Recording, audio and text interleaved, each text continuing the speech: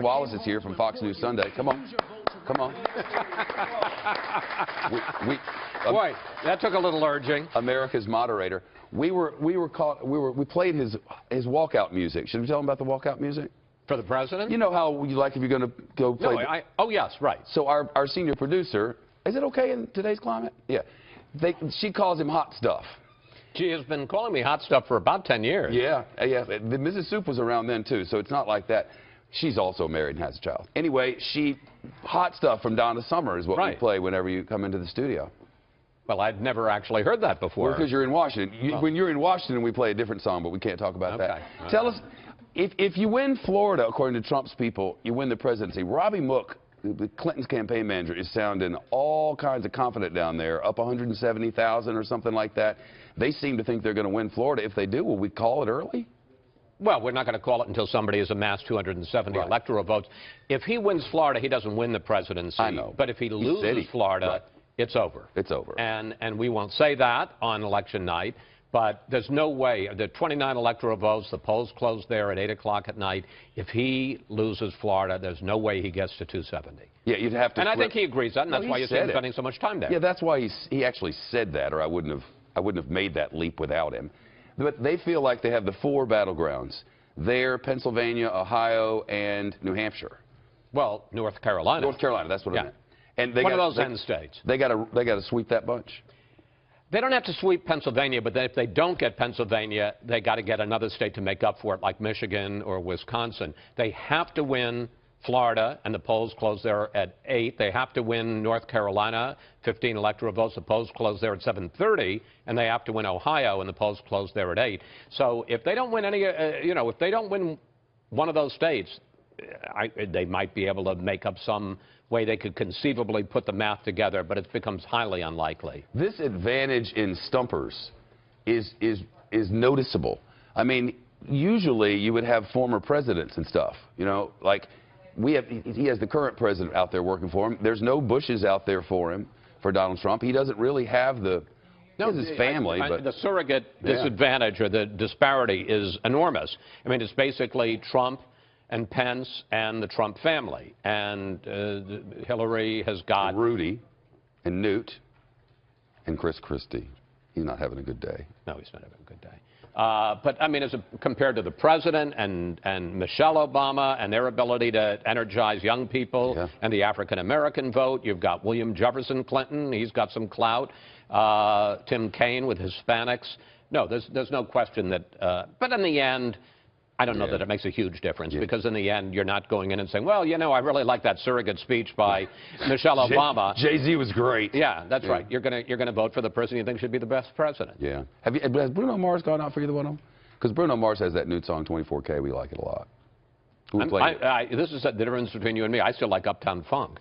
I do too. Well, I know, but I didn't even know there was a new song. 24K. It's shot outside the MGM on a private jet and then at the MGM. Actually, he rides jet skis in the Bellagio fountains. I've never seen that done before. Although Fran here says she and Patrizia did it, but that was late at night. Well, we're talking about the election day? Well, that's all we talk about.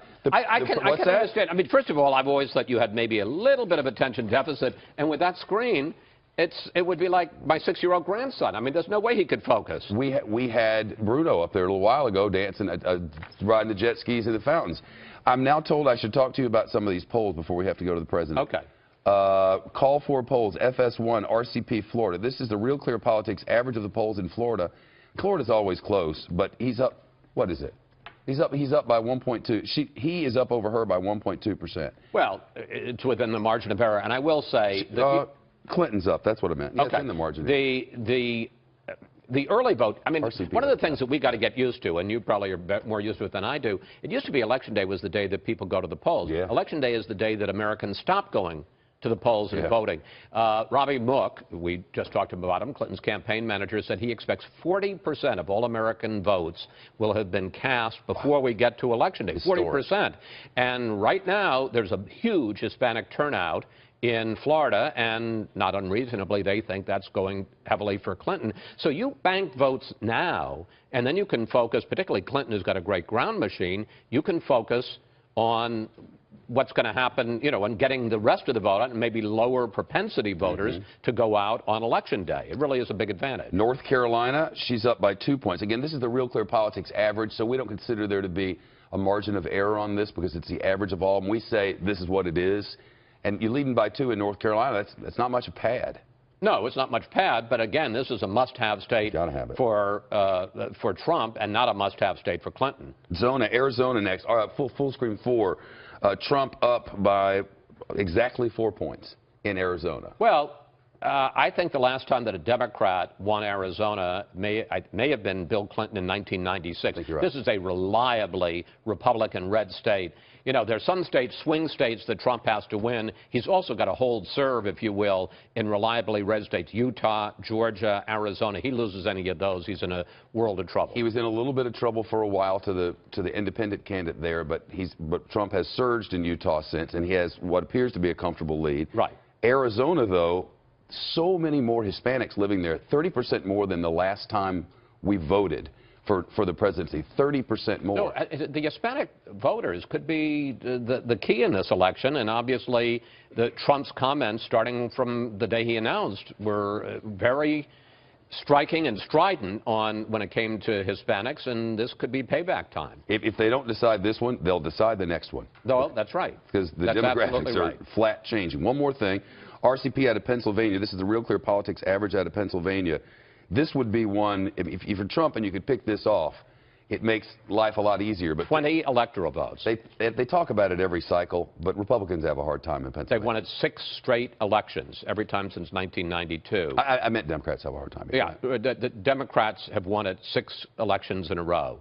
They've won, my favorite stat, 18 states, District of Columbia, have voted Democratic 6 elections in a row, 242 electoral votes. Both Clinton runs, both Bush runs, both Obama runs, voted Democrat. If she holds on to those states, she's only 28 electoral votes away from the presidency, which is why Trump has to take all of the swing states, has to hold serve on all the Republican states, and has to flip, whether it's Michigan or Pennsylvania, Wisconsin, has to flip a reliably blue state.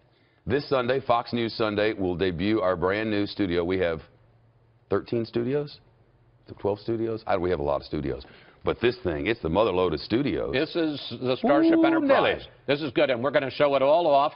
Everybody else thinks, well, no, we're going to be the ones to show it off. We're going to show it off. We're going to have Mike Pence on. We're going to have Joel Benenson, the chief strategist for the Clinton campaign, on. We'll have Karl Rove going through the numbers. We'll have the new studio. You'll come out of the musical humming the set. Wow. I heard there's an elevator in there. There actually is an elevator. Is that true? Yes, and they have a scoreboard like it. Go to Obama, they're saying. He's saying something good. Let's go. So since you have the fanciest studio here at Fox, you want to move down there? No, I like this. No, you want that other one. You have set envy. We're in a corner on the 12th floor. No one can find us. We love it here. No, we're going to make you go to Studio F. No, you go. I'll be here. I'll be on the Fox Broadcast Network that night. And I'm going to be with you. Yes, you will. Yes. That's exciting in my lair.